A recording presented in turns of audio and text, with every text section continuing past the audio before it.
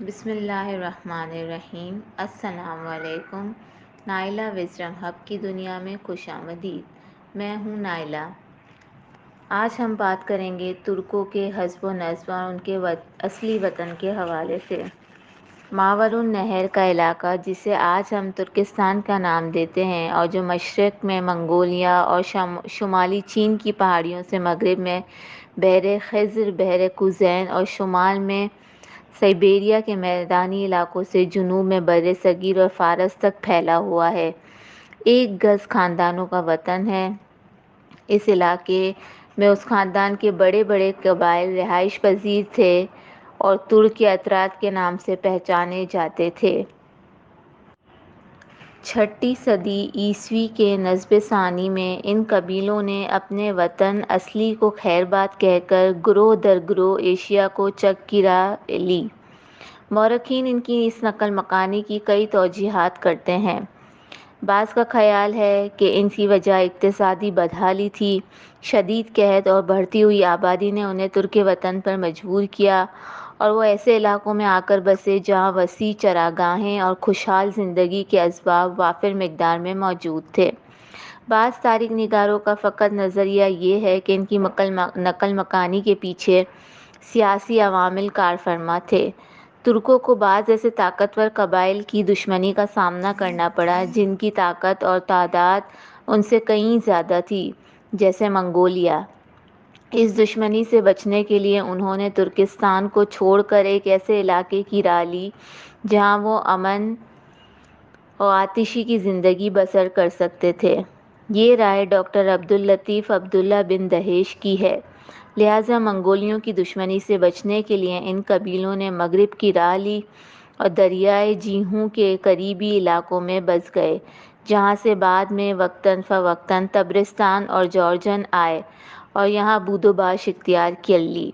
اس طرح ترک ان اسلامی علاقوں سے قریب ہو گئے جن کو مسلمان نے 21 ہجری 641 میں مورکہ نہاون اور فارس میں دولت ساسانیہ کے سقوط کے بعد فتح کیا تھا۔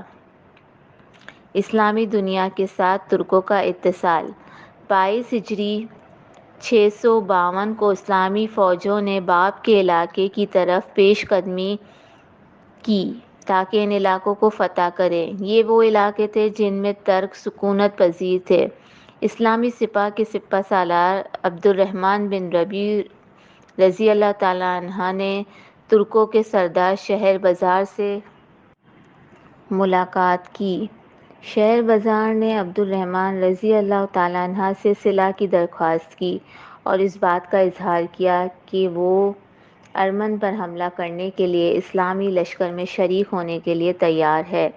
عبد الرحمن نے انہیں اپنے قائد سراقہ بن عمر رضی اللہ عنہ کے پاس بھیج دیا۔ شہر بزار نے سراقہ سے ملاقات کی اور ان سے اپنی خدمات پیش کرنے کے سلسلے میں بات کی۔ سراقہ نے ان کے پیشکش کو قبول کر لیا اور اس بارے میں ایک عریضہ حضرت عمر ابن خطاب رضی اللہ عنہ کے نام تحریر کیا اور انہیں اس بارے میں اطلاع دی۔ حضرت عمر فاروق رضی اللہ تعالیٰ عنہ نے بھی سراقہ کی رائے سے اتفاق کیا اور اس کے بعد مسلمانوں اور ترکوں میں باقاعدہ معاہدہ طے پا گیا۔ یوں مسلمان اور ترکوں میں کسی قسم کی جنگ نہ ہوئی بلکہ یہ دونوں لشکر امن پر حملہ آور ہوئے اور وہاں اسلام کی اشاعت ہوئی۔ اس کے بعد اسلامی لشکر فارس کے شمال مشرقی علاقوں کی طرف بڑھے تاکہ مسلمان لشکروں کے ہاتھوں دولت ساسانی کے سقوط کے بعد ان علاقوں میں الہی دعوت کی ترویج ہو سکے۔ یہ وہ علاقے تھے جو شمال کی طرف اسلامی سپاہ کے راستے میں سب سے بڑی رکاوٹ تھے۔ جب صلح کے معاہدے کی بدولت یہ مشکلات ختم ہو گئیں تو ان علاقوں اور ملکوں تک پہنچنے کی راہ ہموار ہو گئی اور ترکوں اور مسلمانوں کے درمیان ربط و ضبط پیدا ہو گئے۔ ترک اسلامی تعلیمات سے بہت متاثر ہوئے اور اسلام قبول کر لیا۔ اسلام کی اشاعت اور غلبہ دین کے لیے مجاہدین کی صفوں میں شامل ہو گئے۔ خلیفہ راشد حضرت عثمان رضی اللہ تعالیٰ عنہ کے عہد خلافت میں تبرستان کا پورا علاقہ فتح ہوا۔ 31 ہجری کو اسلامی لشکر دریائے جیحون سے پارا تر اور ماون نہر کے علاقے میں پڑاؤ کیا۔ اس علاقے کے ترک جوگ در جوگ اسلام میں داخل ہوئے اور اسلام کا دفاع کرتے اور خدائی پیغام کو پوری دنیا میں پھیلانے کے لیے جہادی سرگرمیوں میں شریک ہو گئے۔ اس کے بعد بھی اسلامی لشکر کی پیش قدمی جاری رہی۔ حضرت امیر معاویہ رضی اللہ عنہ کے دور میں بخارا فتح ہوئی۔ کامیابی و کامرانی کا یہ سلسلہ آگے بڑھا اور ثمرہ اقتدار بھی اسلام قلم میں شامل ہوا، حتیٰ کہ اسلامی سلطنت کی سرحد میں وسیع سے وسیع تر ہوتی چلی گئی، اور ایک وقت وہ بھی آیا کہ ماوراء نہر کے تمام علاقے اسلامی سلطنت کا حصہ بن گئے، اور ان میں بسنے والے ترک قبائل نے خالص اسلامی تہذیب امتدان کو اختیار کیا۔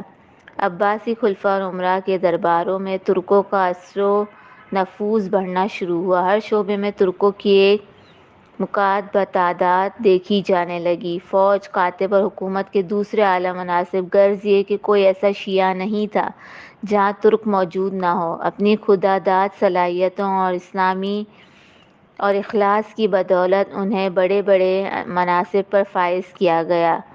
جب معتصم تخت خلافت منتقم ہوا تو اثر و نفوذ کے سامنے اعلیٰ مناصب کے سب دروازے کھل گئے، بڑے بڑے منصب ترکوں کے سپرد ہوئے۔